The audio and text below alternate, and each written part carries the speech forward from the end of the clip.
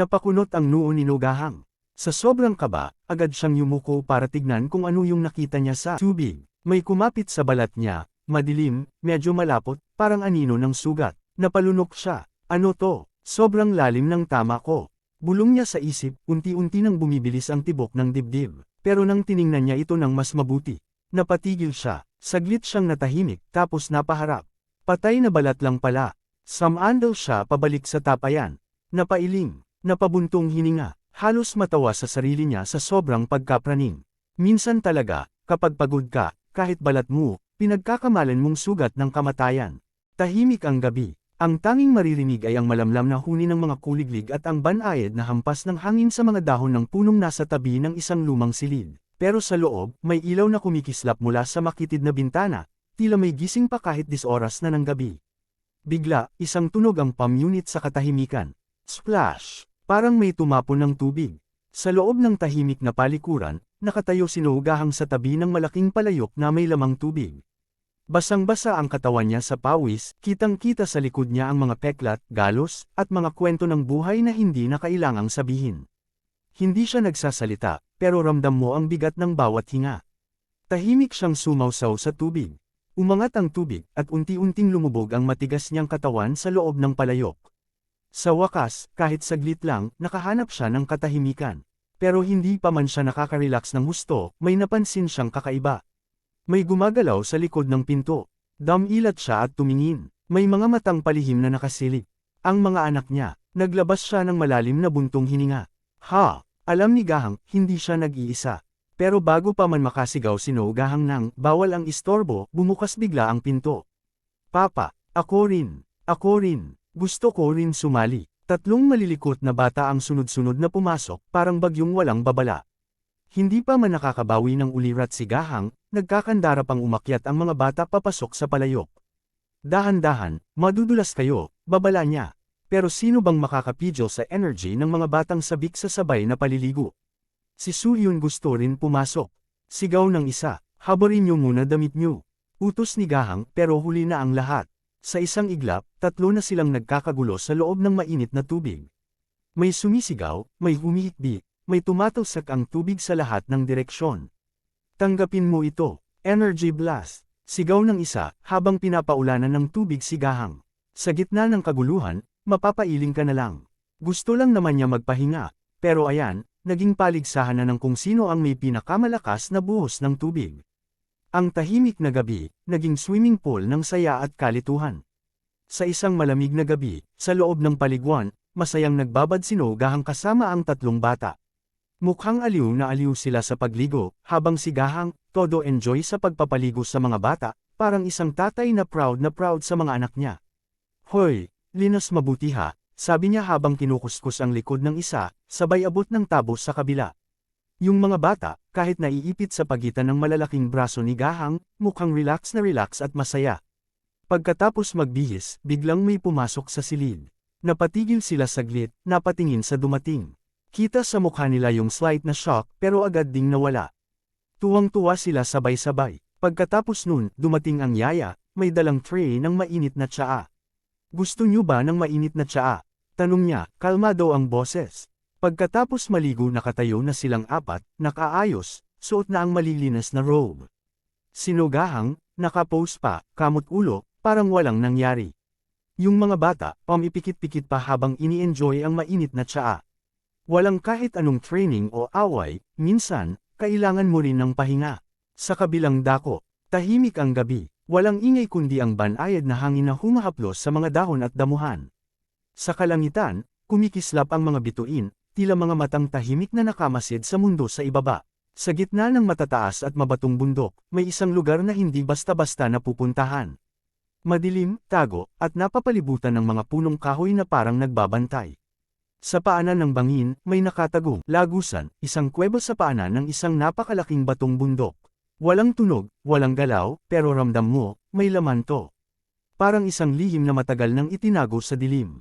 Tahimik ang paligid, pero parang may kung anong paparating. Mula sa loob ng madilim na kuweba, may kumikislap. Isang maliit na liwanag na unti-unting lumalakas, kumakalat, at pumupuno sa buong lagusan. Parang may gigising, o may lalabas. Habang lumalapit ka, ramdam mo ang presensya, mabigat, nakakakilabot, at hindi mo alam kung dapat kang tumakbo, o manatili at masaksihan ang mangyayari. Ang dating tahimik na kagubatan, ngayon ay napupuno ng isang nakakasilaw na liwanag na tila sumusubok sirain ang dilim ng gabi. At sa kaloob-looban ng kuweba, may isang bagay na gumigising. Sa kailaliman ng kuweba, tahimik ang paligid pero hindi kapayapaan ang bumabalot dito. Sa bawat sulok, apoy ang tanging ilaw, nakasindi sa mga sulong na nakapwesto sa gitna ng kadiliman. Ang kanilang liwanag, sumasayaw sa pader ng kuweba, tila may pinapahiwatig, o binubunyag. At doon sa gitna, mga bungo, sari-saring kalansay, nakatambak, nagsasalansan, at ang iba'y nakatusok sa matutulis na patpat. Para silang mga trepeo mula sa madugong ritual. May mga altar na bilog ang hugis, pulang-pula ang paligid na tuyong dugo. Isang uri ng marka, walang kasiguruhan, pero ang isang bagay ay malinaw, hindi ito lugar para sa tao. Sa gitna ng dilim, isang pulang simbolo ang lumitaw, parang sapot ng gagamba. May iisang pinanggagalingan na may maraming sanga, bawat isa'y konektado sa gitna. Isa itong marka, hindi lang basta guhit, ito ay ritual. At habang ang pulang liwanag ay lalong lumalakas, tumambad ang tanawin, isang bilog na silid, may mga nilalang na nakadamit ng pula. Tahimik silang nakapalibot, nakaluhod, nakayuko, para bang sumasamba. Sa mismong gitna ng bilog, isang babae. Nakalutang, nakapikit, ang buhok ay parang usok na gumagalaw sa sarili nitong alon. Ang hangin sa paligid ay mabigat, para bang ang mismong lupa ay humihinga, sumasabay sa himig ng kanilang bulong. Walang salita, pero ramdam mong may ritual na isinasagawa. Ang apoy sa paligid ay kumikislap, sumasabay sa ritmo ng kanilang pag-ungol. Ang sapot na pula sa sahig ay parang buhay, gumagapang, kumukonekta, at naghihintay ng huling sigaw ng seremonya. Sino ang babae sa gitna? Isa bang alay, o isang pinuno? Ang kadiliman ay lumalalim. At ang mga anino, unti-unti nang gumagalaw. At sa gitna ng seremonyang nilalamon ng katahimikan, may isang nilalang na tumayo mula sa karamihan. Mataas ang tindig, mabigat ang aura, nakapula ang kasuotan, mas makapal, mas detalyado, senyales ng kapangyarihan. Ang kanyang mukha, kalahating natatakpan ng maskara, ngunit kita sa mata ang galit, pananampalataya, at isang kakaibang sigla ng pagkabaliw.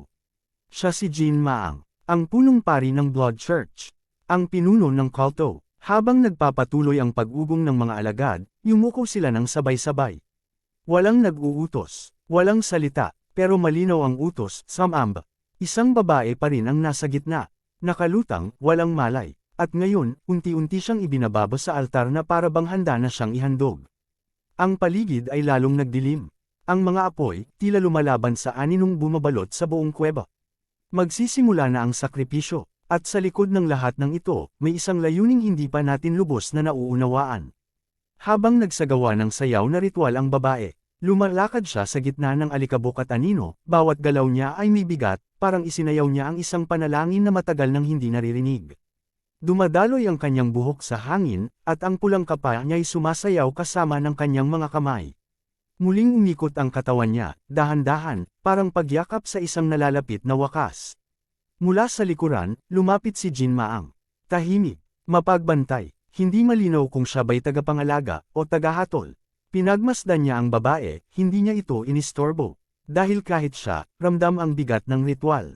May layunin ito, isang pagsuko o marahil, isang huling paglaban.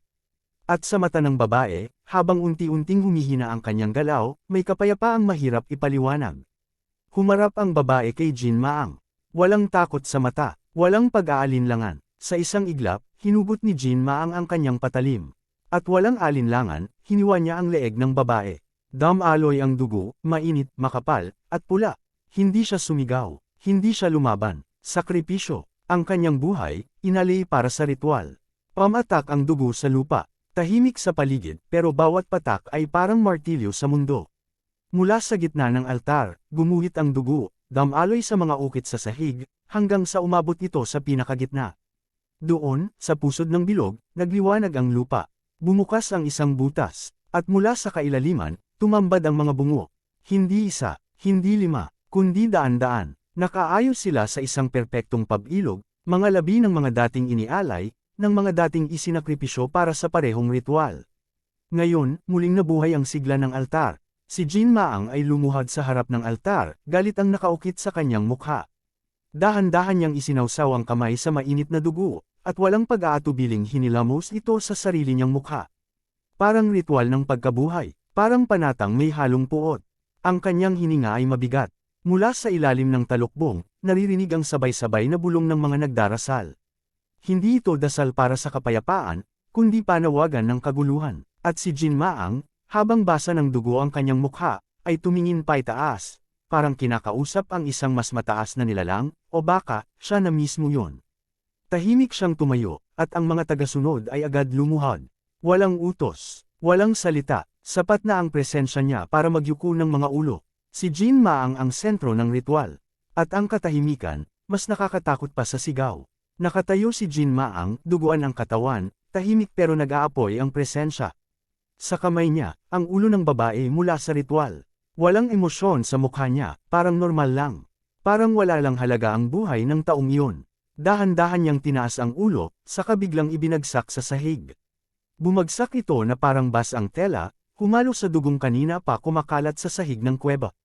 Tumalsik ang dugo, tumulo sa kamay ni Jin Maang pero hindi siya natinag. Hindi siya lumingon, hindi rin siya nagsalita. Tumayo lang siya roon, nakatalikod, habang ang katahimikan ay lalong bumigat. Walang kahit isang tagasunod ang gumalaw. Lahat tahimik, lahat takot, dahil sa harap nila, ang taong walang konsensya. Masakit, bulalas ng isa sa mga nakatalukbong.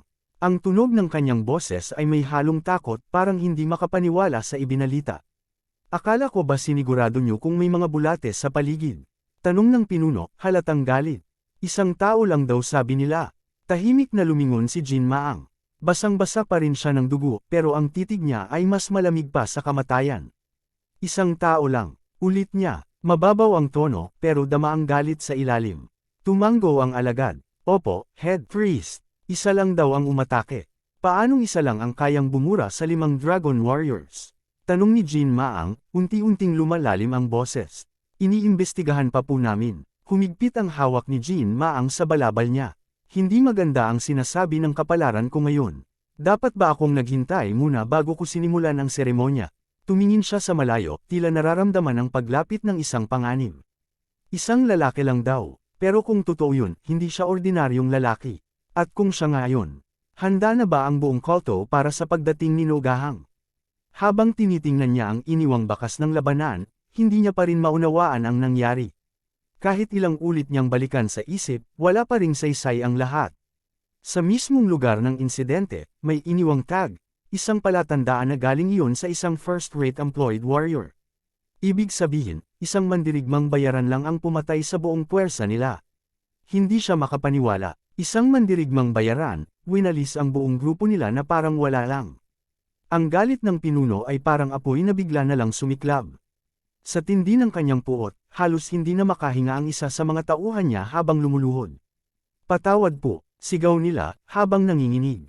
Pero hindi sapat ang paghingi ng tawad. Alamin kung anong nangyari, utos ng pinuno, ang boses niya'y punong-puno ng puwersa. Dalhin niyo sa akin ang may kagagawan.